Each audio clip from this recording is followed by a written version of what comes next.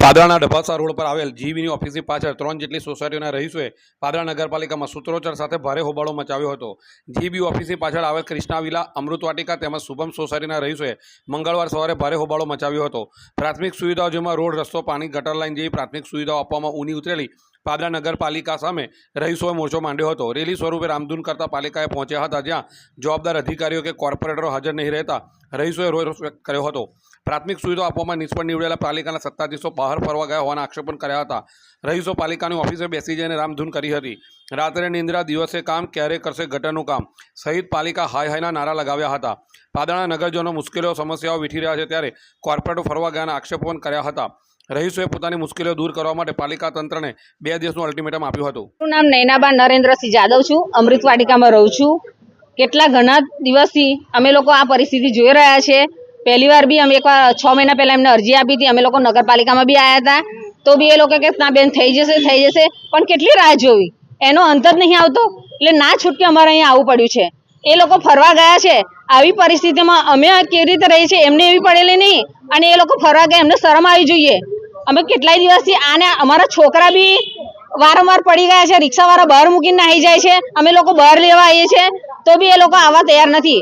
પરેશભાઈ ગાંધીને મેં ફોન કર્યો કે પરેશભાઈ આનું સોલ્યુશન લાવો, તો કે હા ટેમ્પરરી રસ્તો થઈ જશે, પણ મેં એમને કીધું 2 કલાકમાં થઈ જશે। મેં એમને 2 કલાક કીધા, એટલે મેં કીધું સારું ચાલો તમારો આખો દિવસ છે, તો બી એ લોકો આવ્યા નહીં। 4 દિવસથી અમે લોકો એમની રાહ જોઈએ છે, પણ એનું કોઈ સોલ્યુશન નથી। 2 દિવસ પહેલા મોટા મોટા રોડા નાખી ગયા, હવે એ રોડા ઉપર કેવી રીતે ચાલ્યા કે એમને બી ખબર પડે ને। અમે લોકો તો એવું જ ધાર્યું હતું કે આ નગરપાલિકાનું બધું ભરીને નગરપાલિકામાં નાખવા માટે તૈયાર હતા, પણ અમે એટલા બધા નફટ નથી કે એમને જેવું કરી શકીએ છીએ। માટે અમારે એમની વિનંતી છે કે આનું સોલ્યુશન લાવો, બાકી આગળ જવા માટે અમે રેડી છે બધા। 3 સોસાયટી વાળા એગ્રી છે, આ વખતે અમે છોડવાના નથી। અમે નગરપાલિકામાં આવ્યા છે, અને આ રસ્તા અને ગટર માટેનો મેઇન પ્રોબ્લેમ છે, એને સોલ્યુશન થાય તો અમે આગળ વસ્તુ આ કરીશું। નામ દીપ્તિ યાદવ છે, હું કૃષ્ણવિલામાંથી આવું છું। અત્યારે કેટલા વર્ષોથી આ તકલીફ રહી છે અમને। ગયા વર્ષે જ અમે લોકો રેલી લઈને આ રીતે જ અહીંયા આવ્યા હતા, તો અમને કીધું કે તમને ટેમ્પરરી પણ સોલ્યુશન થશે। ટેમ્પરરી સોલ્યુશન તો તેલ લેવા ગયું, પણ માટી નાખી આપી તો પડાય એવું। હવે બહાર જ મંદિર છે, તો હવે આપણા વડીલો તો કે ઘરમાં થોડા બેસી રહેવાના, એમને પણ થોડીક વાર આંટો મારવાનું મન થાય કે નહીં, તો એ મંદિરે કેવી રીતે જઈ શકે? એ પડશે ઘરમાં, એમને ફ્રેક્ચર કે કઈ થશે તો કોણ નગરપાલિકા આવવાની છે?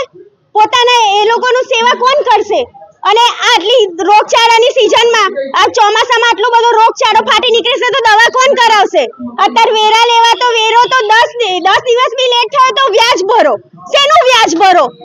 તમે કરી છે કોઈ સુવિધા આપી છે? નથી ગટરની સુવિધા, કે નથી પાણીની સુવિધા, કે નથી કચરાની પણ માંડ રેગ્યુલર ગાડી થઈ છે, તે સાફ સફાઈ વાળા તો નથી જ આવતા, તે અંદર તો નહીં જ આવે, બહારના રોડ પરથી જ કચરા વાળો જતો રહે, તોય બધા એડજસ્ટ કરીએ જ છે કે બધી મહિલાઓ સહન કરે જ છે। હવે બાળકો નાના સ્કૂલેથી આવે તો એ રોડ પર જ વાનવાળો મૂકીને જતો રહે, તો એ નાના બાળકોને લાવવા કેવી રીતે?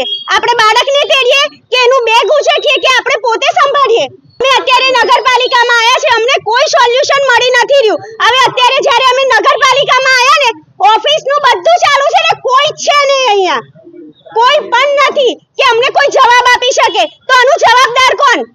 મહેન્દ્રસિંહ યાદવ। અમે નગરપાલિકાને હવે છેલ્લી અલ્ટિમેટમ આપે છે કે જો 2 દિવસની અંદર જો પરમાનન્ટ કોઈ સોલ્યુશન નહીં આવે તો ગટર જે વેરેમણ આગળ જે ગટર છે એની અંદર અમે પર્સનલી 2 સોસાયટીના રહીશો ભેગા થઈ અને ગટરને તોડી અને અંદર ગોખણ ખાવ છે, એની અંદર પાઇપલાઇનમાં જાત જ નાખે। જો 2 દિવસમાં નગરપાલિકા સોલ્યુશન નહીં આવે, સોલ્યુશન જો લાવવાની હોય નગરપાલિકા, તો નગરપાલિકા કોર્પોરેટ અત્યારે દમણની અંદર બધા મોજ કરી રહ્યા છે।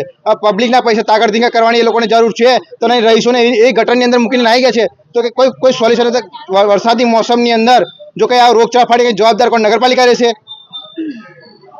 નગરપાલિકાની જવાબદારી રહેશે।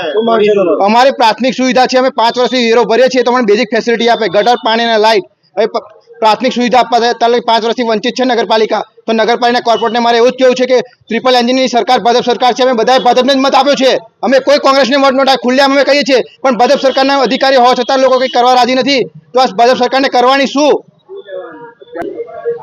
અત્યારે અમે લાગી નગરપાલિકાના કોઈ કોર્પોરેટર હાજર નથી। અત્યારે વાગ્યા છે 10:40નો ટાઈમ છે, કોઈ ઓફિસર હાજર નથી। ઓફિસર કોઈ કોર્પોરેટર, અત્યારે તમે વિચાર કરો, સવારે 7 વાગે આગળ નગરપાલિકા અમારા રોડ આગળ 2 કોર્પોરેટર ખાલી ટેમ્પરરી મજૂરો મૂકી ગયા, તેમને ખબર તો હતી જ કે અમે બધા ભેગા થઈને આવે, પણ એ ઓફિસની અંદર કોઈ હાજર રહ્યા નથી। અત્યારે લોકો ખાલી એપ્લિકેશન લેવા માટે હાજર નથી રહ્યા।